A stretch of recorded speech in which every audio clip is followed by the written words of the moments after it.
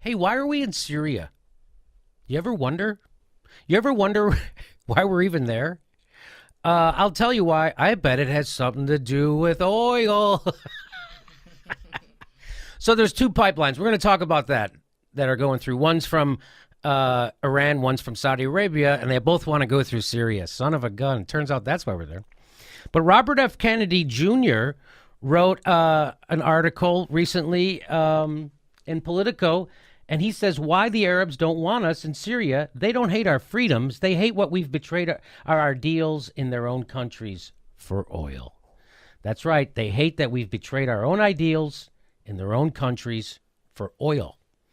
And so he goes on. There's so many things about this I didn't know. He talks about how we overthrew. First of all, he says, as the New York Times reported in December 8th, 2015, front page story, the Islamic State political leaders and strategic planners are working to provoke an American military intervention. So just like with Osama bin Laden and 9/11, he was hoping that America would overreach, just like the Russians did in Afghanistan, and bankrupt ourselves, which is what we're doing, right? All empires end like this. We overextend militarily.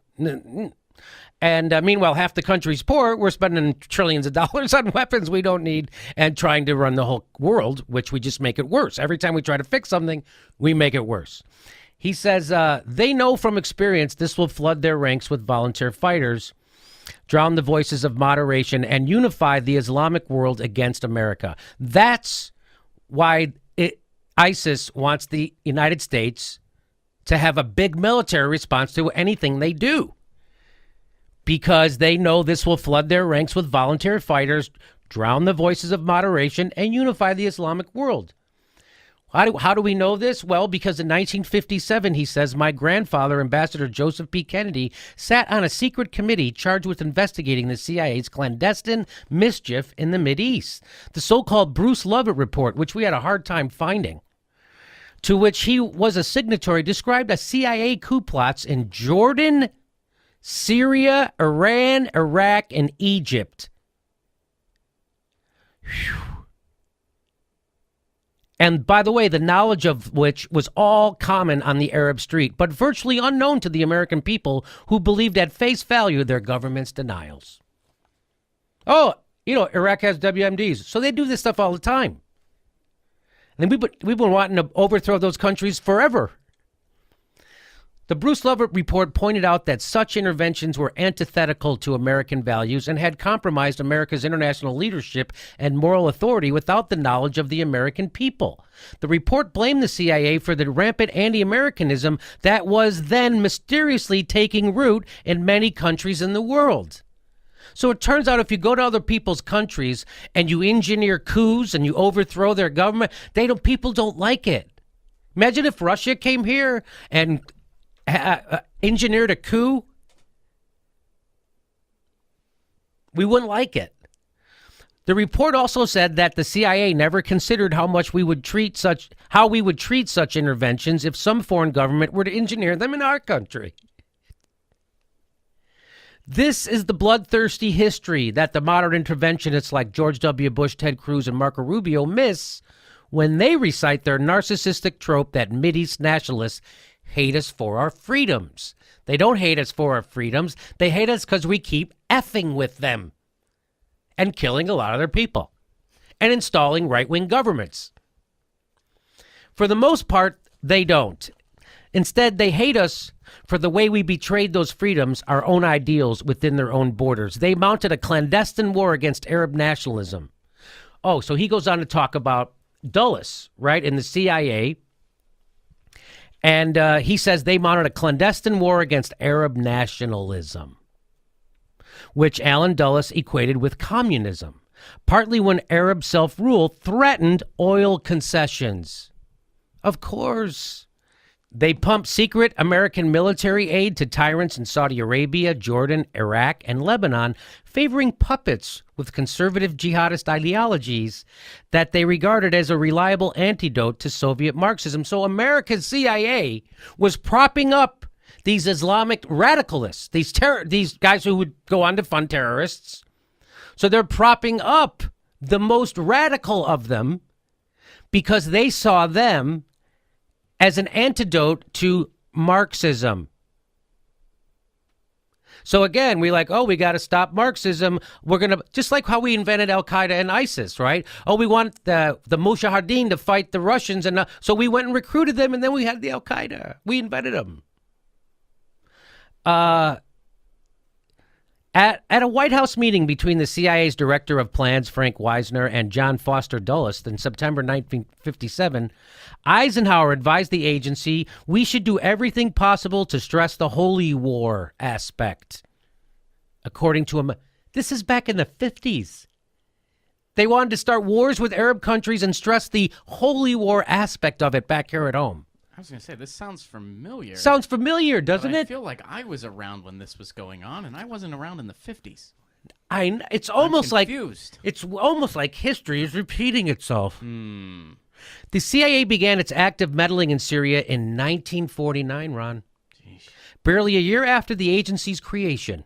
Syrian patriots had declared war on the Nazis, expelled their Vichy French colonial rulers, and crafted a fragile secularist democracy based on the American model. So they had a secular democracy based on the American model. And what did we do? Well, in March of 1949, Syria's democratically elected president hesitated to approve the Trans-Arabian Pipeline, an American project intended to connect the oil fields of Saudi Arabia to the ports of Lebanon via Syria. We might not be friends anymore.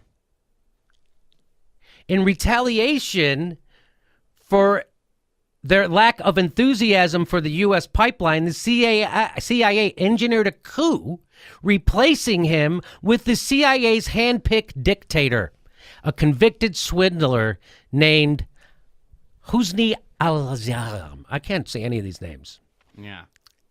So here in the U.S., when you're opposed to a pipeline, you just get strip searched for no reason and mishandled by police. So it's a little different. Or arrested if you're a journalist. Yeah, well, I'm charged with 45 years or something like that. So the guy they put in power, that the United States put in power in Syria, barely had enough time to dissolve parliament and approve the American pipeline before his countrymen deposed him 4.5 months into his regime. 4.5 months in, they got rid of the guy. 2 years earlier, Roosevelt and Stone had orchestrated a coup in Iran against the democratically elected president Mohammad Mossadegh after Mossadegh tried to renegotiate the terms of Iran's lopsided contracts with the British oil giant Anglo-Iranian Oil Company, now BP. So you see what's happening? The countries, the leaders of their countries, want to have the oil for themselves. And England and the United States says, no, you can't, and we're going to overthrow your governments and install strongmen that are puppets. And you wonder why the Mideast is screwed up? They had a democratically elected president in Iran. In fact, Mossadegh was the first elected leader in Iran's 4,000-year history and a popular champion for democracy across the developing world. He was trying to spread democracy, the president of Iran, democratically elected. So what happened to him? Well, we ousted him because he didn't want to give the oil to BP. After ousting him in Operation Ajax, Stone and Roosevelt installed the Shah. The Shah. And the Shah favored U.S. oil companies. Oh, go figure.